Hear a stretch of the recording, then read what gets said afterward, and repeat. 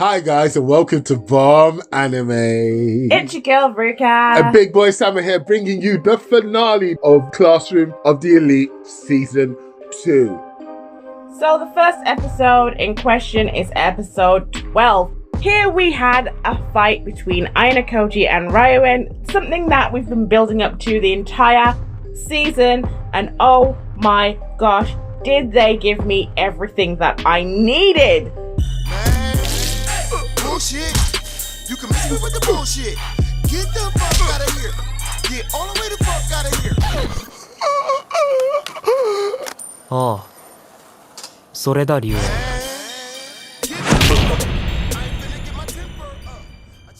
It was so good watching the fight from start to finish. And then on the tail end of the final episode, episode 13, we had ayanokoji's inner thoughts about how he actually treated Kei and how he got Ryuen to that point intentionally. It was fabulous. Yeah, let's talk about that fight, because ayanokoji made Ryuen look like a bitch. Completely slapped him about, showed him what fear was, made sure he understood where his place was, and told him we're going to be promoted. And I don't know if you guys know, but we obviously know if Class D is going to go to a C, someone needs to be a D. And I guess it'll be Class C. Ryuen, you're going down. It was the moment where he said, "You think I'm in dire straits?" There was a moment when Ryuen punched him, or he punched Ryuen actually, and Ryuen actually blocked it, and he was like, huh? There were so many little intricate parts that I thought, you know what, ayanokoji has been the man from time, but I'm a little bit sad because I might have to wait another decade before I get another season. Now, I doubt we'll have to wait that long for another season because they actually had confirmed season 2 and 3 at the same time. So they already have their plans sorted. They already have the anime figured out. A couple of things happened here after this fight. Ryuen decided to start self-reflecting because this entire time he thought that he had finally gotten the mastermind where he wanted them. And he thought that his plan using his smarts plus his idea of violence, which is something that he's always been able to fall back on, something he's always been able to succeed with. Even if he has lost a fight, he has still been able to go back and kick the person's ass. But here, he had a very different situation happen after this fight with ayanokoji because he found out that ayanokoji was the one that led him here in the first place. And he kind of knocked Ryuen's confidence in everything because then not only did he outsmart him, but then he beat up everybody that he brought to the gaff and then beat him to a pulp. Look, I don't know if you're like me, but if someone treated me this bad, if I caught a fade this hard, I never show my face again. I don't even want people to remember my name. I want to be invisible like ayanokoji has been for the entire season, except for in the background. I don't want no one to ever remember the fact that I was born, because Ryuen, seriously, wow, you caught a fade, fam. And on top of that as well, think about it this way. You thought you were going to scare him, and when man was boxing your clock, he was telling you how shit you were the whole time. Proper telling you that, oh, is this the plan? Okay, you do realize it's my plan. You do realize that I'm about to beat you and your boys and your one girl. He put her to sleep. I don't even, bruv, that fight, best fight of 2022. I mean, I was kind of glad that he slapped Ibuki around a little bit, got a little bit of revenge for Horikita, because what she did on that test where Horikita was ill and almost collapsing just from being sick and then still beat her ass, she needed an ass kicking. And she needs an attitude readjustment on top of that. But that's that side.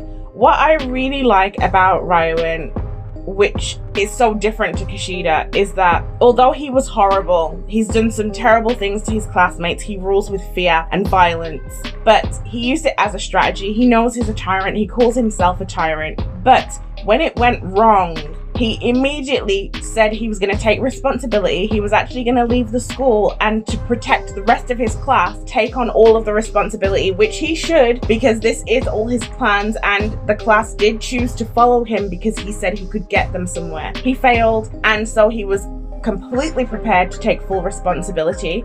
But of course, Ayanokoji was working behind the scenes to make sure that didn't happen because he's not done with him. Look, listen, ayanokoji said it himself. Everyone is a pawn to him. He's felt no affection. Look at what he did to Kate. Woo!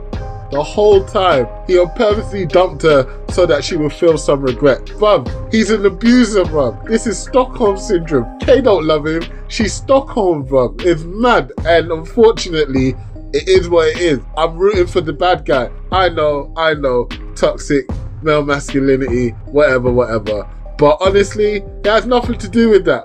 I just want to see the villain, who's a psychopath, win. Don't we watch anime for that? I mean, yes, maybe it is Stockholm Syndrome, but who's to say that it's not love? There's something wrong with you, Ruka. But I like it. It's the kind of wrong I like. Now, Kay is definitely falling for Ayanokoji.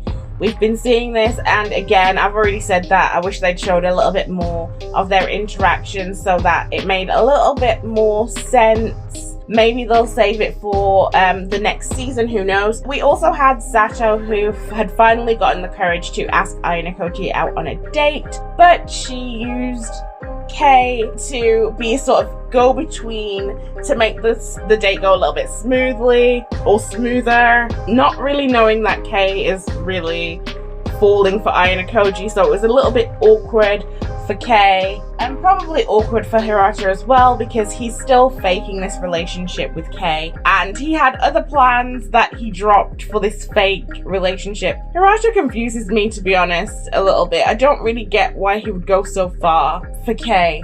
I think that Hirata basically isn't doing it for Kay now, he's doing it for Ayanokoji now, because even though he might not know everything, he can see the writing on the wall. Yeah, he knows. can. He knows that Ayanokoji is something special, and he needs to get as many good graces as possible before, the proverbial crap hits the fan, or before he's part of something actually big and he can actually be part of it.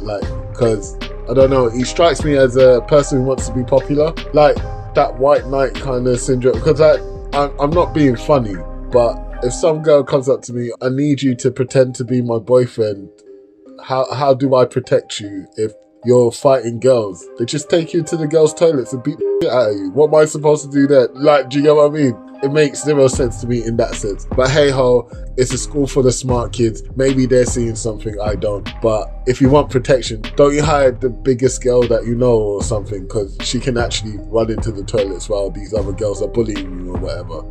If you're being bullied by girls and they take you into the bathroom, is your man even your man if he's not saying he's trans and beating her ass for you? 2022. First world solutions for first world problems. Anyway. Are we? Look, guys, we love all people. It's a joke. What is Kay's motivation to be the pawn? She said it from the beginning. She views herself as a parasite. She cannot live without sucking the life out of someone else. And Ayanokoji's the best one for it. He's got the smarts and he's also got the whoop ass. What more could you possibly need? And he also hit a girl. He's got all bases covered. What more does she need? So Ryuen likens Kushida to a cancer that may spread, and this to me is the perfect description. Ayanokoji states that he is going to get her expelled. Well, we will see what happens with that in the next season. God damn it, Kushida, just die. Also, Ayanokoji approaches Horikita about joining the student council. This is because Manabu asked him to encourage Horikita to join the student council because he knows what's coming, and so do we kind of. We saw who is going to be the next student council president. We saw how he is acting, and he is going to play a massive part in the next season. So Manabu is trying to prepare things because he's about to leave school. He's almost about to leave, new president's taking over, and you'll find out in the next season the kind of powers that the student council president actually has and why that actually matters. So he's trying to maneuver things, but Horikita says that she does not want to do this and she has no intention to change her mind. To me, Horikita is so stubborn. I know she wants to do things her way, but she's been trying to do things her way this whole time, and her way just doesn't seem to quite work. To the point where she's estranged from her brother. Like, maybe just don't do things your way anymore. Your way doesn't work. Look, what plan has Horikita done that has actually succeeded? The last plan that she came up The with. only thing was Kushida. Right. That was it. That was the only thing that worked. And it worked, but she's still there. It worked, but you made her hate you more. It worked, and you know that this is how she feels, and she's trying to get Ayanokoji out of the school, and she's still there. Like, did it really work though? Because I saw what Ayanokoji's plan was, and his plan would have got rid of her, full stop, point blank, no issues. She would have never ever been a problem again. Your plan was to keep her around? Right. I agree that Kushida should be axed. However, they obviously have some plans for her, the writer has some plans for her, and the characters have some plans for her. So we will see what happens with that. I will say, even though I kind of bashed Horikita, that just as I said earlier on in the season, Ayanokoji has been prepping her this whole time for her to do things on her own, so he doesn't have to completely baby her. You said, oh, he's going to keep babying her, whatever, but then we saw how it worked out. Horikita's plan worked, even if we don't agree with what her plan was and what it was to do. Her plan worked. And it has proved that Ayanokoji's coaching has had an effect on Horikita, and she can go through with a plan from start to finish without any of his interference. This is also going to make a stand in the next season as well. Okay, look, Ruka's obviously read the source material. I haven't, so I just want to ask, we watched season 2. How close to the source material is it? Is it a good rendition of the source material?